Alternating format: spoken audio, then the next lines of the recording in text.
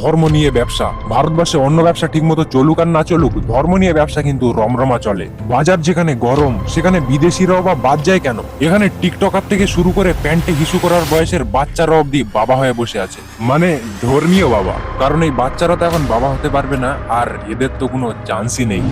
প্রসাদ ভীমরা তামদার রোফে ভন্দু বাবা, সে মূলত চমৎকার করত, যার কারণে মহিলাদের মধ্যে তার জনপ্রিয়তা বেড়ে ওঠে। মহিলাদের সঙ্গে ওঠা বসা এবং নাচ গান করা মূলত তার শখ। তার চমৎকার দেখে বহু যুবকেরাও তার থেকে প্রভাবিত হয়। তার ভণ্ডামিতে মানে তার চমৎকারে প্রভাবিত হয়ে বহু যুবক তার ভক্ত হয়ে যায়।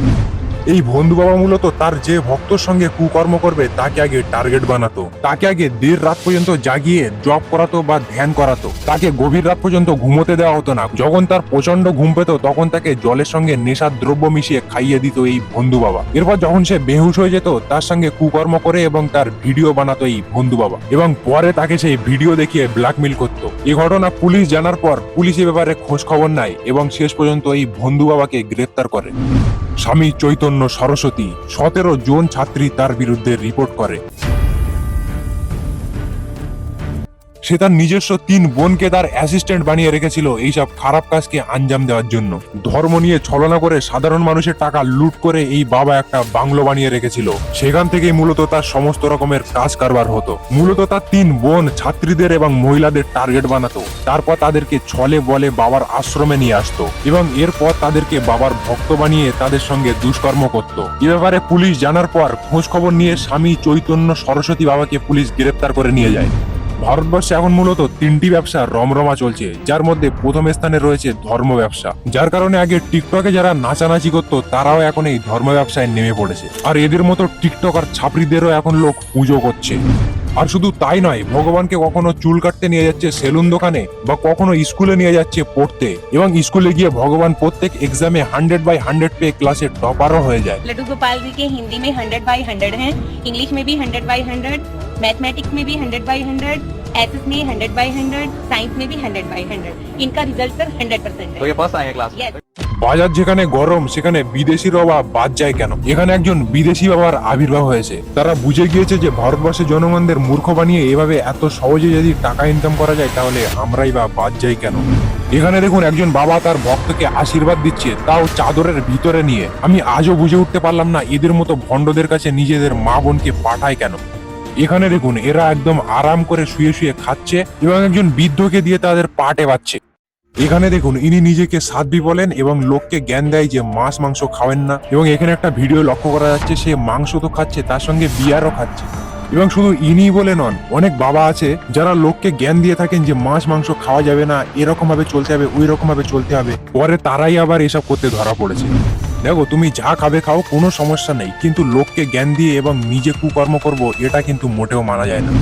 ধীরেন্দ্র কৃষ্ণ শাস্ত্রী ওরফে বাগেশ্বর বাবা ধর্ম ব্যবসা নিয়ে কথা হচ্ছে, আর তাতে এনার নাম না থাকলে হয় নাকি? এই ব্যবসায় যদি টপ 10 বিজনেসম্যানের নাম বার করা হয় তাহলে ইনি উপরের দিকেই থাকবেন। ধর্মের নামে সাধারণ মানুষকে বোকা বানিয়ে হিন্দু মুসলিম একে অপরের প্রতি উস্কানিমূলক কথা বলে ইনকাম করতে ইনি ভালোই পারেন।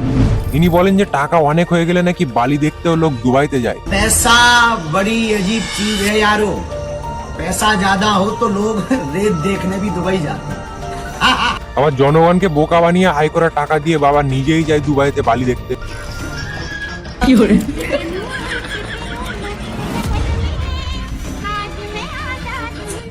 জনগণের মারা টাকা বেশি হয়ে গেল নাকি বাবা? ব্যাংকে ধরছে না? মনে তো হচ্ছে টাকা অনেক বেশি হয়ে গিয়েছে, না হলে কেউ গাড়িতে মেয়ে বসিয়ে ঘুরোয়, তাও আবার 3টে। অনেকেই জানে যে তুমি ঢঙ্গি, এমনকি তুমি নিজেও জানো নাটক করছো ঠিক আছে, কিন্তু এরকম ভাবে একজন বাবার বয়সী লোককে দিয়ে তুমি পা ছোঁয়াচ্ছ, এটা কি ঠিক করছো? অন্য কাউকে তো নিজের পাও ছুতে দাও না যে আমি ব্রাহ্মণ, তোমার ছোঁয়া লেগলে আমি নাপাক হয়ে যাব। बस बस बस छूना नहीं है, मैं अछूत आदमी है। কিন্তু এটা তোমাদেরকে মানতে হবে, বাবার কাছে ডক্টরও ফেল। বাবা 3rd স্টেজ ক্যান্সারের ঔষধ জানেন। माँ बीमार है, 3 साल से दर्द कैंसर नामक रोग बना। 50 ग्राम देसी गाय के गोमूत्र में 2 खड़ी हल्दी की गांठ पीस करके मिला करके रोगी को पिलाएं, लाभ 100% होगा। आशीर्वाद। দেখলে তো তোমাদের আশেপাশে যদি কারো 3rd স্টেজ ক্যান্সার থাকে তাহলে এটা বানিয়ে খাইয়ে দেবে, লাভ 100%। लाभ 100% होगा। आशीर्वाद। কিন্তু বাবার যখন সামান্য জ্বর সর্দি কাশি হয় তখন কিন্তু ডাক্তার এনে সারাতে হয়।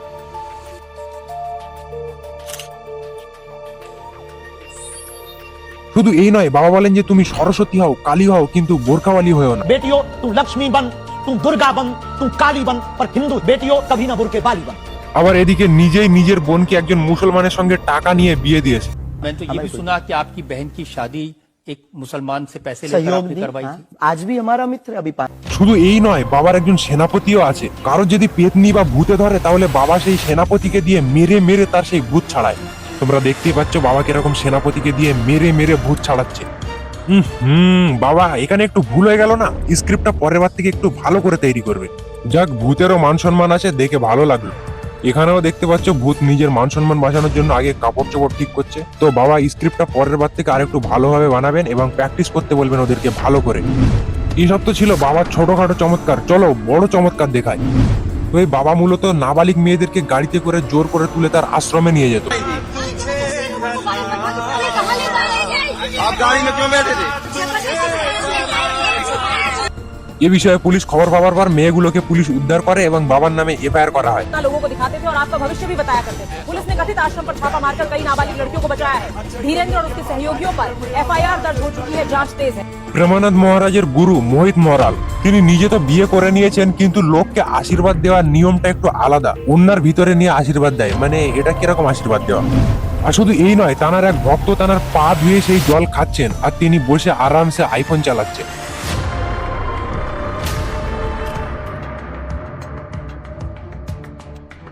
এত দূর পর্যন্ত যে গেলে এসেই গেছো, তাহলে এই বাবার চমৎকারটাও একবার একটু দেখে নাও। আইসিইউ এর পেশেন্ট ডাইরেক্ট তানার কাছে আসেন এবং তিনি এক সিপি পোড়া জল এবং গায়ে মাথায় একটু হাত বুলিয়ে দেয়, তাতেই আইসিইউ এর পেশেন্ট ভালো হয়ে যায়। এইসব দেখার পর ডক্টরদের অবস্থা। আপনাদের বাচ্চাদেরকে স্কুলে পাঠাবেন না কেন, এই ধর্ম ব্যবসায়ী বাবার কাছে একবার শুনে নিন। आप अपने बच्चों को स्कूल क्यों भेजते हैं? स्कूल अच्छी जगह नहीं होती है। अब देखिए, स्कूल को तोड़िए, क्या होता है? So cool. सो मतलब क्या होता है? सोना। और कूल मतलब कूलर। आप अपने बच्चों को कूलर में सोने के लिए भेजते हैं। আবে স্কুল চালা যা। একবার এই ঢঙ্গির কাজ দেখুন, ও কি অ্যাক্টিং করছে, যেন অস্কার নিয়েই যাবে। সব ঠিকঠাক চলছিল, কিন্তু একটা গরম টুকরো মুখে তুলে নেয় আর তারপরেই একবার এই বাবার কথাগুলোও শোনো। সে লোকের মেরে খাওয়া টাকায় গাড়ি কিনে আবার বলছে যে এই গাড়ি দেখে যদি তোমাদের জ্বলন হয় তাহলে তোমরা নিশ্চিত পাকিস্তানি। अगर बाबा लोगों के पास आई हुई गाड़ियों से उनको जलन हो रही है तो निश्चित रहें सनातन के नहीं है और पाकिस्तान के। তার মানে হচ্ছে কি, আমি তো লোককে বোকা বানিয়ে রেখেছি এবং যারা আমার ভন্ডামি ধরে ফেলেছো তারা আমার পোল না খুলে দেয়, সেই জন্যই তাদেরকে পাকিস্তানি বলে দেই।